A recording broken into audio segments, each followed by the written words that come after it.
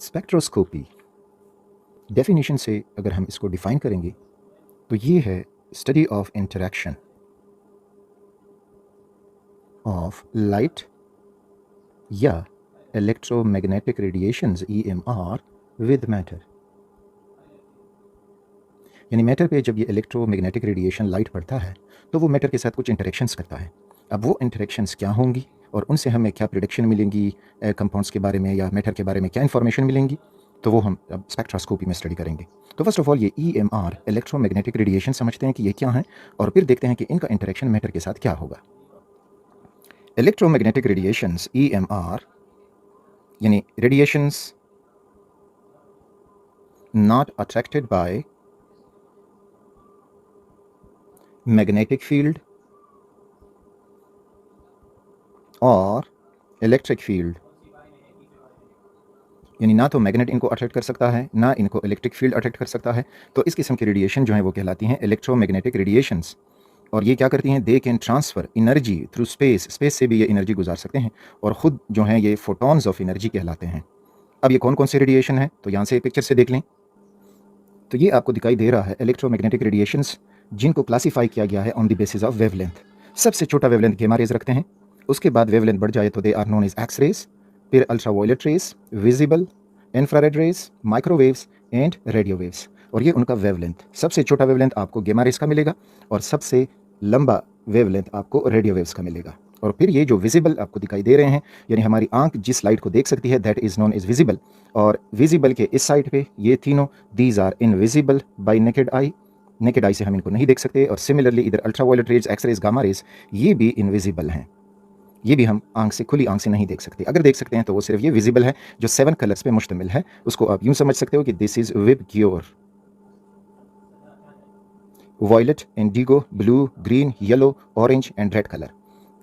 अच्छा, तो अब यहाँ पे आप लोगों से एक तो ये तरतीब आपको याद हो, प्रॉपर ऑर्डर, तो ये आप ज़रूर पूछा जाता है, कई क्वेश्चंस में आपको मिलेगा। फिर आपको ये याद हो कि प्लैंक्स क्वांटम थ्योरी के मुताबिक energy is directly proportional to frequency, यानी जिसकी फ्रीक्वेंसी ज़्यादा उसकी एनर्जी ज़्यादा, जिसकी फ्रीक्वेंसी कम उसकी एनर्जी कम।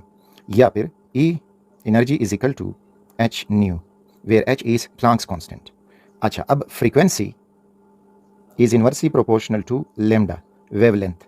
अगर वेवलेंथ कम है तो फ्रीक्वेंसी ज़्यादा होगी, फ्रीक्वेंसी ज़्यादा होगी तो एनर्जी ज़्यादा होगी। वेवलेंथ ज़्यादा है तो फ्रीक्वेंसी कम होगी, फ्रीक्वेंसी कम होगी तो एनर्जी कम होगी। और फिर यहाँ पे frequency is equal to C by lambda where C is constant speed of light है और 3 × 10⁸ मीटर पर सेकेंड इसकी वैल्यू होती है। अच्छा, तो अब अगर हम इनके मुताबिक देखें तो जो रेडियो वेव्स हैं ये सबसे लो एनर्जी वाले होंगे और जो गेमा रेज हैं तो सबसे हाई एनर्जी वाले होंगे, क्योंकि इधर वेवलेंथ कम हो रहा है, फ्रीक्वेंसी ज़्यादा हो रही है तो इस वजह से एनर्जी भी ज़्यादा होगी। तो अब हम इसको ये अगर हम यहाँ पे लगा दें तो E is equal to H और C बाई लेमडा, तो C बाई लेमडा जो फ्रीक्वेंसी की जगह हम यहाँ पे पुट कर सकते हैं। तो अब वहाँ पे फ्रीक्वेंसी से हम एनर्जी कैलकुलेट कर सकते थे। This was calculation of energy of the photon या इलेक्ट्रोमैग्नेटिक रेडिएशन फ्रॉम फ्रीक्वेंसी। यहाँ पे अगर हमें वेवलेंथ दिया गया होगा तो फिर हम ये रिलेशन इस्तेमाल करके उसकी एनर्जी फाइंड आउट कर सकते हैं। इसी तरह से एक और है वेव नंबर, वेव नंबर, तो wave number is equal to 1 / lambda. तो अब अगर हम यहाँ पे वेव नंबर लगा दें, energy is equal to HC 1 / lambda, यानी इस इक्वेशन को मैंने इस तरह से अरेंज किया। तो अब इसमें हम लगा सकते हैं कि 1 / lambda is equal to wave number, तो energy is equal to HC V bar. यानी अब अगर हमें इनका वेव लेंथ मालूम हो तो उसको वेव नंबर मालूम हो तो फिर हम ये रिलेशन इस्तेमाल करके उसको एनर्जी में कन्वर्ट कर सकते हैं। तो अगर हम एनर्जी ऑर्डर पे हमने देखा, इसी तरह से वेवलेंथ ऑर्डर देखोगे तो सबसे बड़ा वेवलेंथ रेडियो वेव्स का, सबसे कम वेवलेंथ जो है वो गेमा रेज का। तो ये इलेक्ट्रोमैग्नेटिक स्पेक्ट्रम। अच्छा, अब यही जो EMR हैं ये जब मैटर के साथ इंटरेक्ट करती हैं तो ये मैटर में हमें क्या इंफॉर्मेशन देंगी, तो लेट्स सी कि कौन सा रेडिएशन क्या करके देता है मैटर में। तो इंटरेक्शन विद मैटर्स तो इंटरेक्शंस, ये हो गया इंटरेक्शंस जब ये इलेक्ट्रोमैग्नेटिक रेडिएशंस मैटर पे पड़ती हैं। तो एक इंटरेक्शन हो सकता है बॉन्ड ब्रेकिंग या बॉन्ड फिशन, यानी ये जब मैटर पे पड़ती हैं तो मैटर में बॉन्ड तोड़ सकती हैं। दूसरा हो सकता है एक्साइटेशन ऑफ इलेक्ट्रॉन्स, या फिर इलेक्ट्रॉन एक्साइट हो सकते हैं, लोअर और एनर्जी लेवल से हायर एनर्जी लेवल में उनकी ट्रांजिशन होती है, जंप कर सकते हैं। या फिर बॉन्ड वाइब्रेशन हो सकती है, बॉन्ड को वाइब्रेट कर सकते हैं, ये इलेक्ट्रोमैग्नेटिक रेडिएशंस, या फिर मॉलिक्यूलर रोटेशन कर सकती हैं। मॉलिक्यूल जो है वो किस किस्म की रोटेशन कर सकता है, ये इलेक्ट्रोमैग्नेटिक रेडिएशन जब इस पर पड़ती हैं। और सिमिलरली प्रोटॉन स्पिन फ्लिपिंग, और प्रोटॉन का स्पिन फ्लिप हो सकता है, यानी अगर वो क्लॉकवाइज है तो ये रेडिएशन उस पर पड़ के उसको कन्वर्ट कर देंगी इनटू एंटी क्लॉकवाइज स्पिनिंग। तो ये वो इंटरेक्शंस हैं जो मैटर में हो सकती है जब ये रेज मैटर पे पड़ती हैं। अब आपने ये याद रखना होगा कि बॉन्ड ब्रेकिंग जो है, अगर हम बस सिंपली बॉन्ड ब्रेकिंग से इस साइड की तरफ जब हम आएंगे तो अगर जो हाई एनर्जी वाला है तो वो बॉन्ड ब्रेकिंग करेगा, उससे उसकी एनर्जी कम हो गई तो एक्साइटेशन ऑफ इलेक्ट्रॉन करेगा, उससे उसकी एनर्जी कम हुई तो बॉन्ड वाइब्रेशन, इस तरह मॉलिक्यूलर रोटेशन। तो यहाँ पे लो एनर्जी वाले जो हैं वो प्रोटॉन स्पिन फ्लिपिंग कर सकते हैं। तो अगर एनर्जी बेसिस के ऊपर इनको हम स्टडी करें तो हमें ये मिलेगा कि बॉन्ड ब्रेकिंग जो है कौन करेगा, ये करेंगे एक्स रेज। अगर एक्स रेज मैटर पे पड़ जाएं तो ये उनमें बॉन्ड ब्रेकिंग करेगा। इसी वजह से डॉक्टर मरीज़ की बार बार एक्सरे नहीं करवाता। एक्साइटेशन ऑफ इलेक्ट्रॉन ये कर सकता है ultra violet and visible radiations, अगर ये मैटर पे पड़े तो ये एक्साइटेशन ऑफ इलेक्ट्रॉन उसमें कर जाती हैं। बॉन्ड वाइब्रेशन ये करता है IR, infrared radiations bond vibration करती हैं।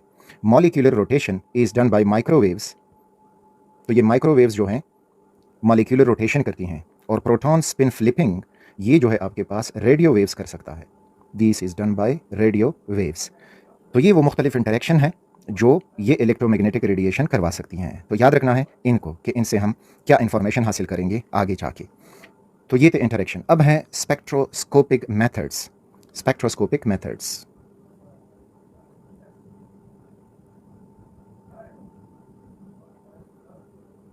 स्पेक्ट्रोस्कोपिक मेथड्स जो हम अपने कोर्स के मुताबिक पढ़ेंगे तो वो हम एक पढ़ेंगे ultra violet visible spectroscopy, ultra violet visible spectroscopy. दूसरा हम पढ़ेंगे इंफ्रारेड स्पेक्ट्रोस्कोपी। तीसरा जो हमें दिया गया है वो है NMR nuclear magnetic resonance spectroscopy. तीसरा जो है इधर मास स्पेक्ट्रोस्कोपी।